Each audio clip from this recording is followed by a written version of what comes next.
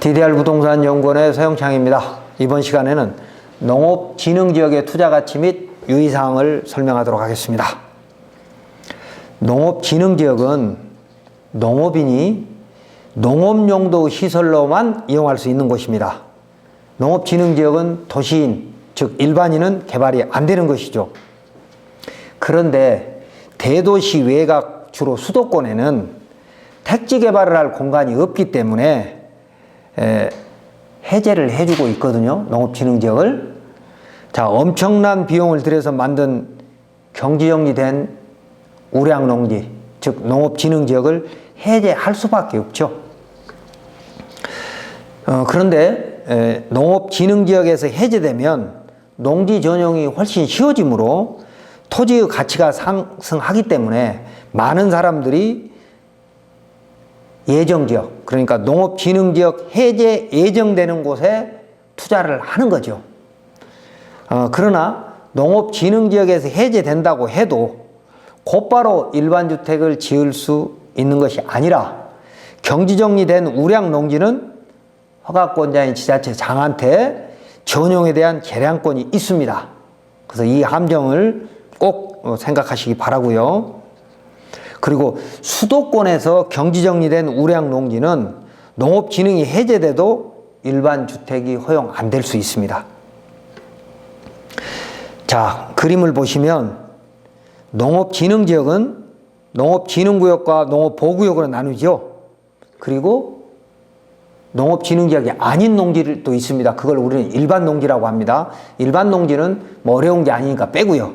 농업진흥지역 농지만 얘기를 하면 그림처럼 왼쪽에 농업진흥구역, 오른쪽에 농업보호구역인데 왼쪽에 진흥구역은 실제로 농사를 짓는 거고 오른쪽은 농사를 지을 수 있는 농업용수를 관리하는, 그래서 저수지가 보이잖아요. 그래서 산에서 비가 와서 물이 내려오면 그 밑에 저수지에 받아가지고 그것을 농업용수로 사용하는 그런 그림이죠. 그런데 농업진흥구역에서는 농업인 주택만 허용되고 그나마도 수도권은 안 되는 데도 있고요. 농업보호구역에는 일반주택 등 전원주택이 허용됩니다. 그런데 뒤에 산이 있고 앞에 물이 있기 때문에 농업보호구역에는 투자가치가 상당히 높죠. 다시 말씀드리면 농업보호구역이란 농업용수를 보호하기 위해서 대형 저수지 인근 500m까지 지정해 놓은 겁니다. 그래서 행위제한은 농지법에만 있다. 그런데 농지법에 들어가 보면 일반주택이 될 수 있다라고 돼 있는 겁니다. 그래서 얼핏 보면 일반 농지와 농업보호구역의 농지는 비슷해 보입니다. 외관상으로. 그렇다 하더라도 행위제한은 농지법에만 있다. 국토계획법에 보면 안 된다. 그리고 일반 농지는 국토계획법에 있다. 그래서 외관상으로는 비슷해 보이지만 적용 법규가 다르다. 그러니까 주택 외에 다른 거를 할 때는 차질이 올 수도 있습니다. 그리고 농업진흥지역에는 당연히 농림업용 비닐하우스는 허용되는 것이고 개발행위 허가 자체가 면제되는 겁니다. 그리고 이제 두 번째 그림을 한번 봐보세요. 그림을 보시면 그림 윗부분에 상단부가 공장하고 창고가 보일 겁니다. 그리고 왼쪽 오른쪽에는 경지정리된 진흥농지에서 오른쪽에는 비닐하우스가 보이고 왼쪽에도 비닐하우스 농업을 하고 있는 거죠. 그 가운데 있는 것이 사도법에 의한 사도입니다. 그리고 제일 밑에 있는 게 2차선 국도요. 그래서 제 그 명지 탈출 책에 나와 있지만 저 위에 있는 공장과 창고가 국도하고 바로 연결이 되려면 어떻게 해야 돼요? 직선으로 뚫려야 되잖아요. 그런데 경지정리된 진흥농지는 원칙적으로 개발행위로 허가를 받을 수 없기 때문에 왼쪽이나 오른쪽으로 우회해서 마을길이나 농로를 이용할 수밖에 없는데 그렇게 되면 비용이 많이 들어가잖아요.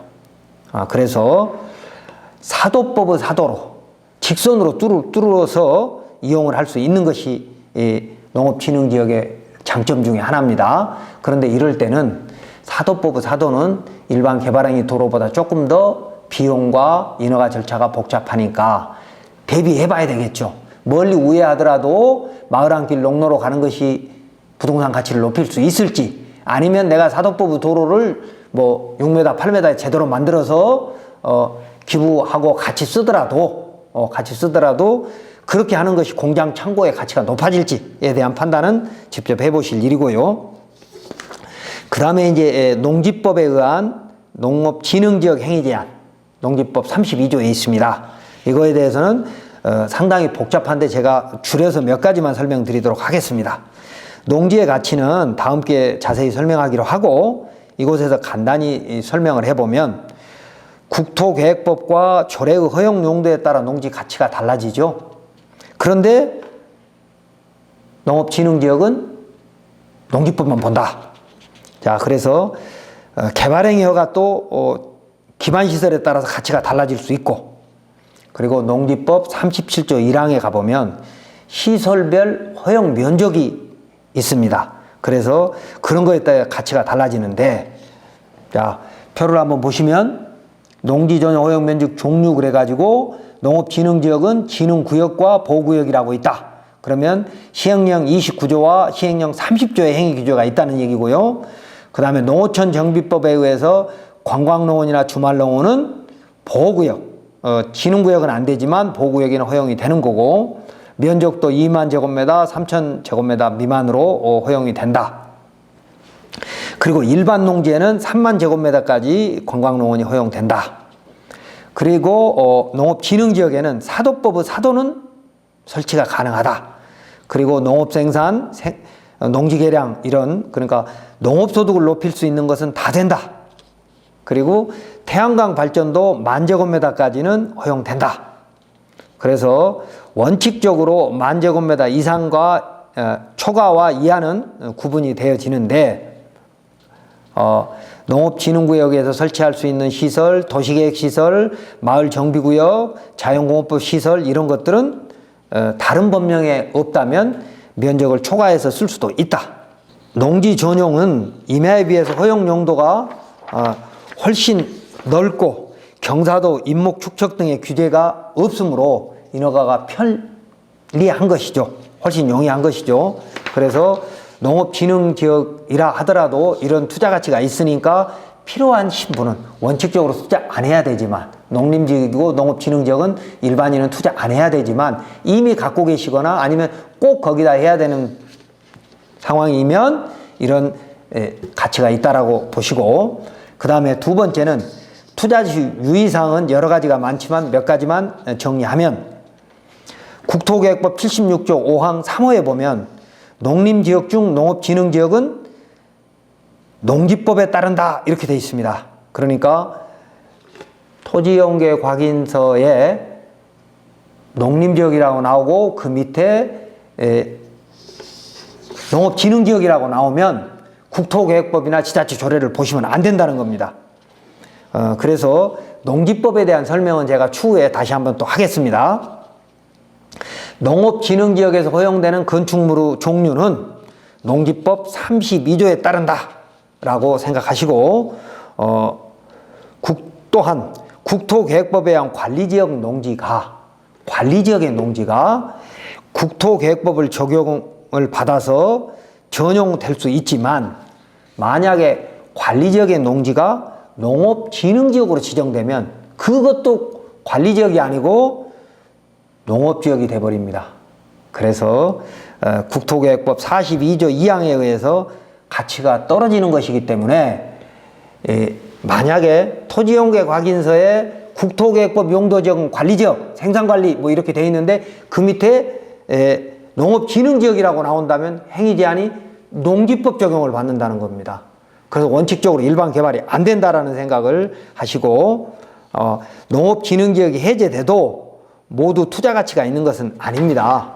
왜냐하면 경지정리된 우량농지는 농지 전용 허가 여부를 허가권자인 지자체장한테 농지법 37조 2항에 의해서 재량권을 주었습니다.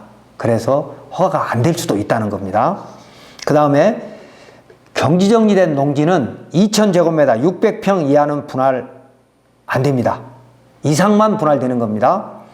그 이하로 분할은 뭐 농업인 주택을 지었다든지 아니면 거기서 농업진흥지역에서 허용되는 시설로 허가를 받아 가지고 분할을 했더니 나머지 면적이 2,000제곱미터 안 되더라. 그건 상관없습니다만 주택이라든지 어떤 허가 목적이 없이 분할은 안 됩니다. 그래서 농업진흥지역을 만약에 뭐 3,500제곱미터 진흥지역을 둘로 나누겠다? 안 된다는 겁니다. 그 다음에 이제 농지보존부담금은 공시지가의 30%다 아시죠? 상한은 제곱미터당 5만 원이잖아요. 농지보존부담금 말입니다. 그래서 공시지가의 30% 부담금이 있다는 건 알고 계시고, 이때도 농지전용 신고사항은 감면 대상입니다. 농지전용 신고사항은. 그래서 준보전 산지 50% 이상이 돼서 거기에다 택지 개발을 하거나 대지 조성하거나 도시 개발하거나 공장을 하거나 뭐 단지를 조성하거나 물류 사업을 하는 경우에는 농지전용 부담금 100% 감면되는 겁니다. 이상 이 농업진흥지역에서 투자할 때 유의해야 될 사항들을 설명했습니다.